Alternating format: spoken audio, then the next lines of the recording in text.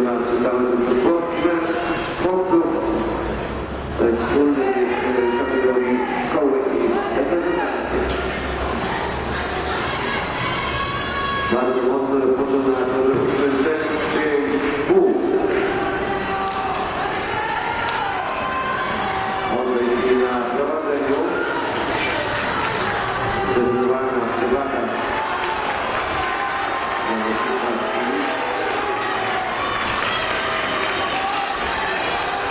Liczy na to, że 8. Dzisiaj na to, że 7. jako drugi przybiegł Mateo Mazona i jak dobrze zauważyliśmy, Aleks Rekak na to, że 6. miejsce trzecie. Czekamy na